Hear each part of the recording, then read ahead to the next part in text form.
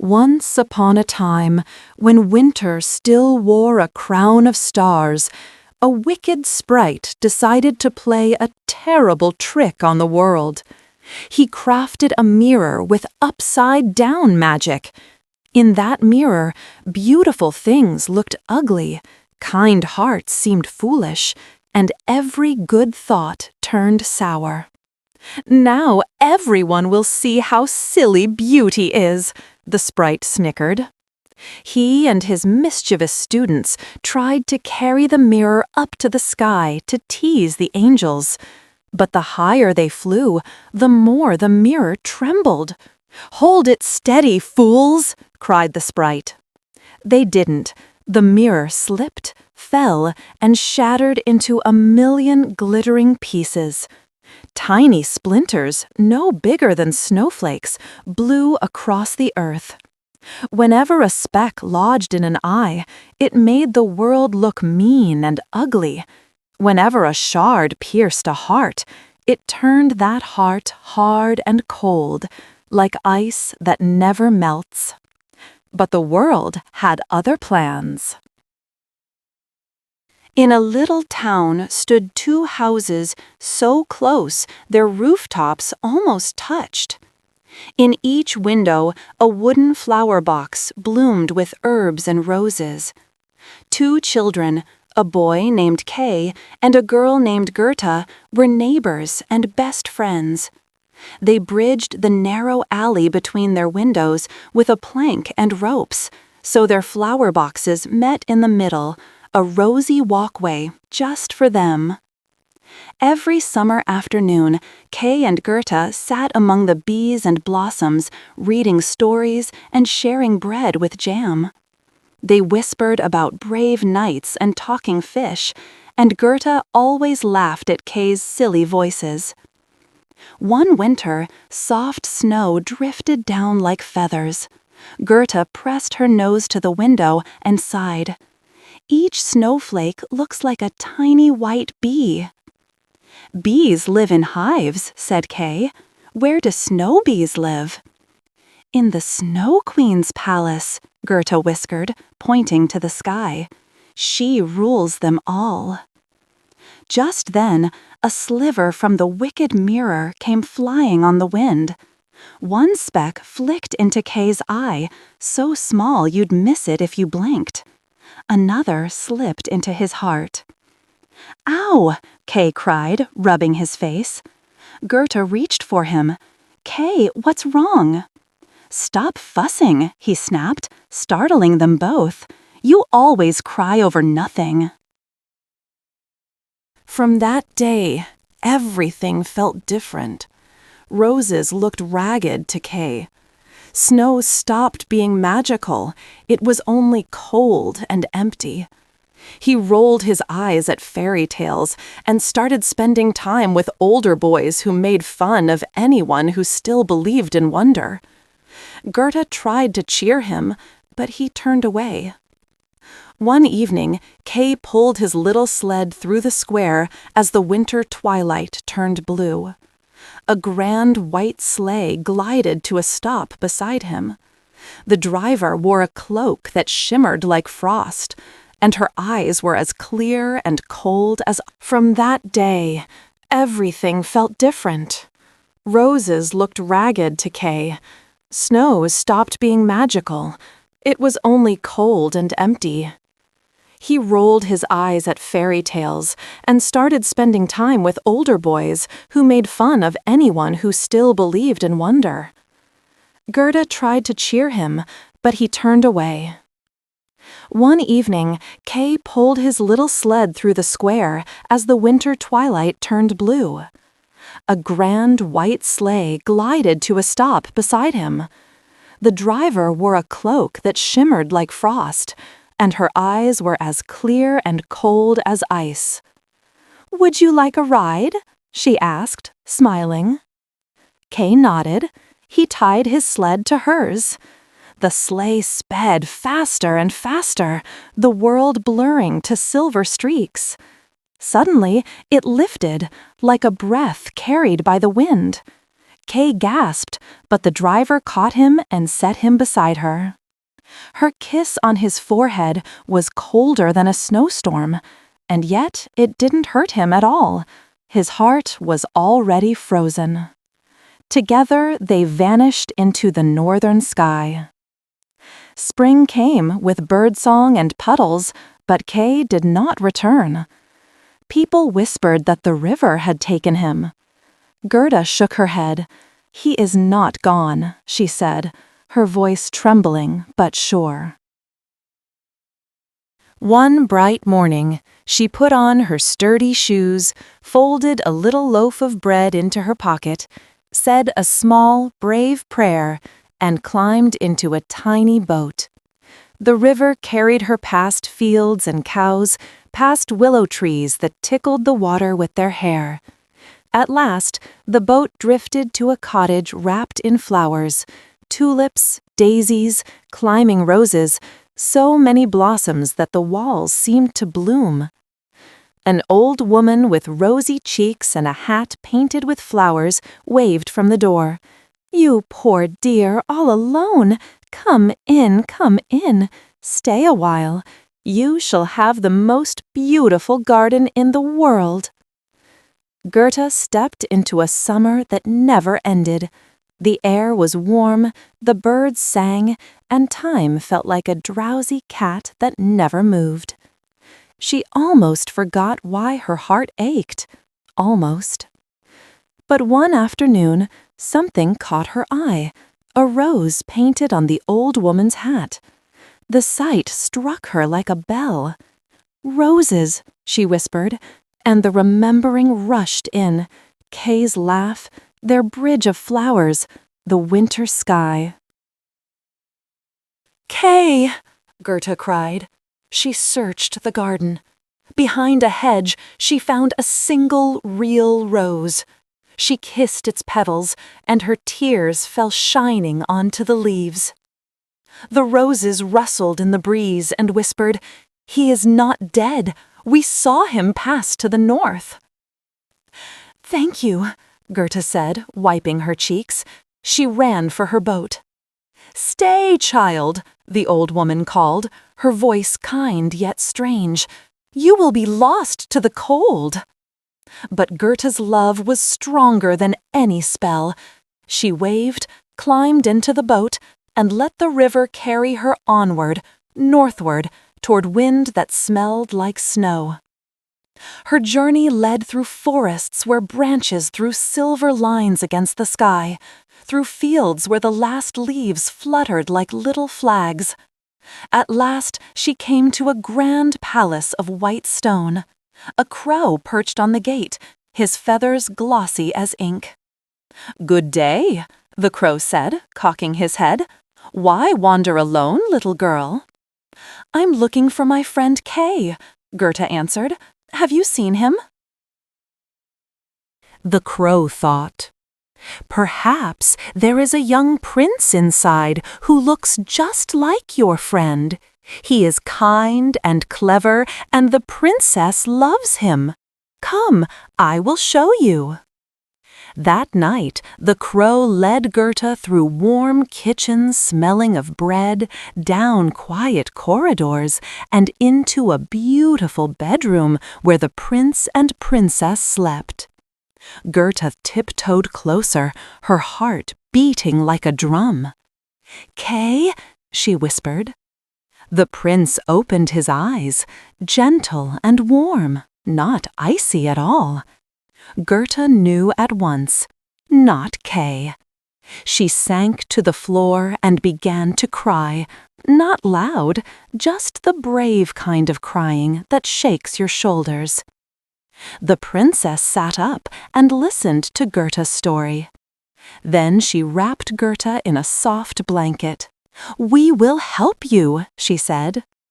In the morning, they gave Gerta warm clothes, a fur-lined hood, a small bag of food, and a little golden carriage to carry her north. "Thank you," Gerta said, hugging them both. She set off with a heart that felt steadier than before.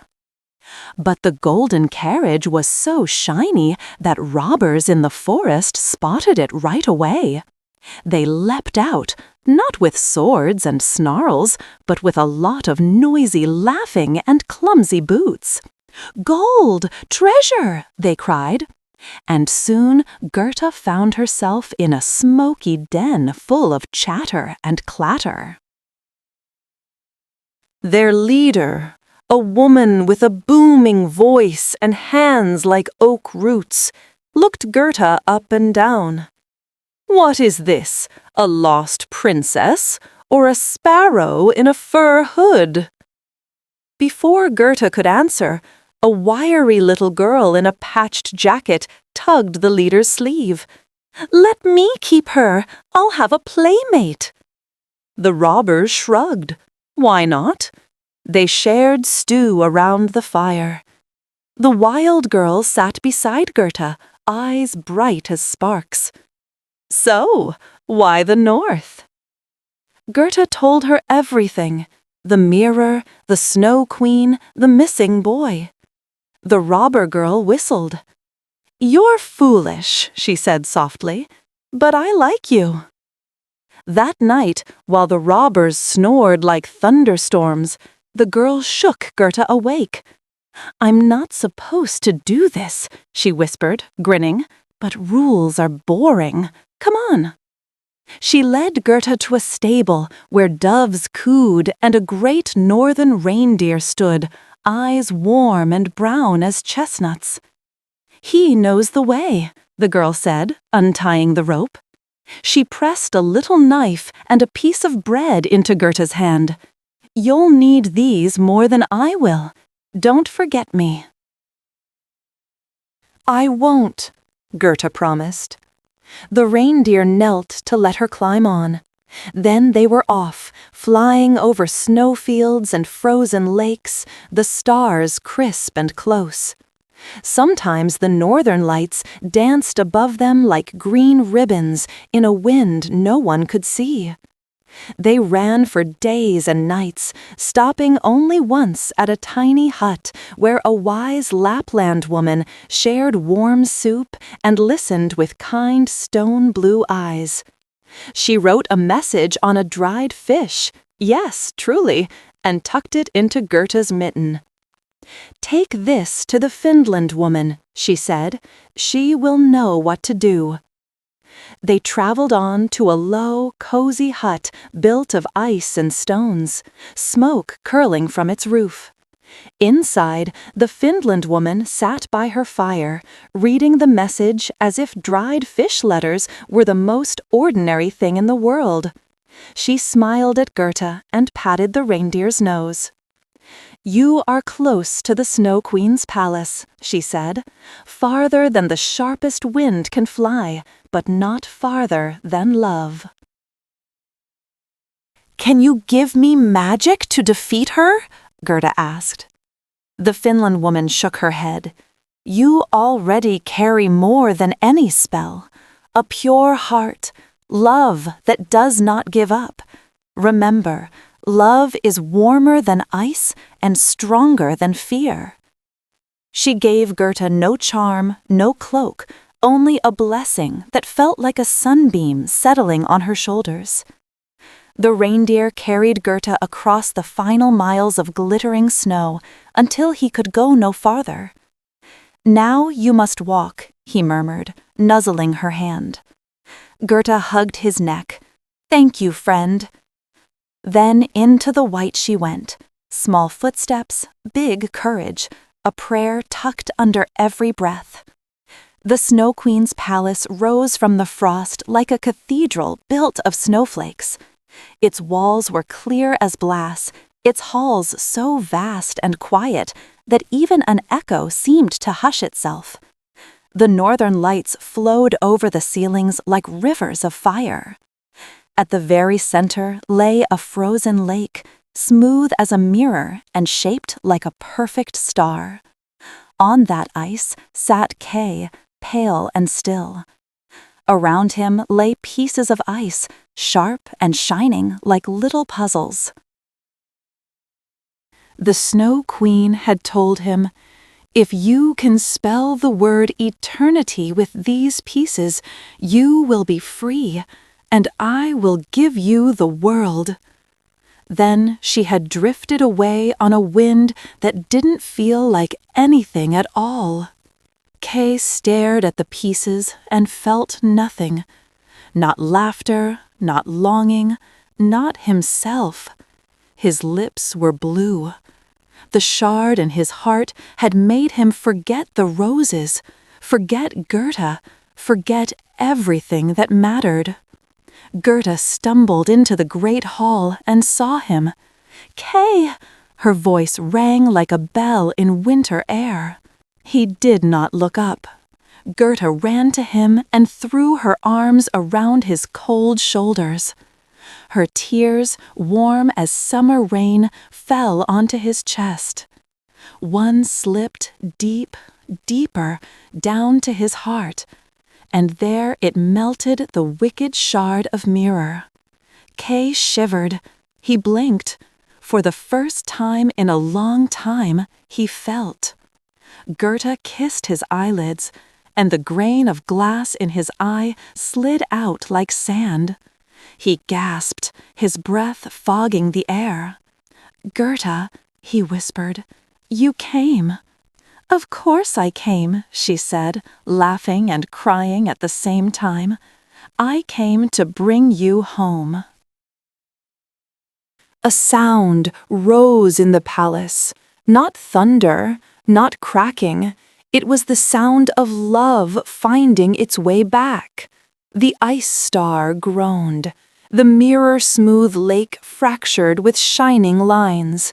The frozen patterns on the walls loosened into ribbons of light. The Snow Queen's halls didn't rage. They simply let go, as if a long winter had decided at last to become spring. Hand in hand, Gerta and Kay walked out beneath a sky filled with green and violet flames. The reindeer waited, stamping happily. They climbed onto his back, and he carried them south, past the Finland woman's warm fire and the Lapland woman's kind smile. Through forests where frost melted into beads on the pine needles. Past fields where the first brave flowers pushed through old snow. They stopped at the robber's forest. The wild girl watched from a branch, grinning down at them. "Well, did you win?" "Love did," Gerta called. "Good," the girl said, pretending not to look pleased. "Now go on, before I decide to keep you after all." They rode to the White Palace to thank the princess and prince, who hugged them both and sent them on with cakes and a new scarf for Kay, red, as warm as a hug. At last they reached their town. The rooftops leaned together as before. The windows blinked in the afternoon sun.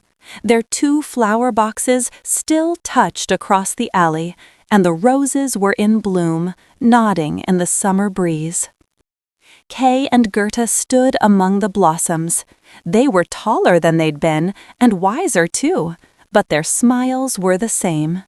Kay took Gerta's hand. "I'm sorry I was unkind," he said. "I forgot how to see." Gerta squeezed his fingers. "I know. I never forgot you." The old church clock chimed 12. The bells rang bright and clear, and the air seemed to say, "In this world there will be thorns, and there will be snow, but there will also be roses." And if ever a shard of cold slips into a heart, love can find it, love can melt it, for love that is brave and kind, steadfast and true, is warmer than ice and stronger than fear. And they lived in that truth ever after, sometimes laughing, sometimes crying, and always tending their roses together.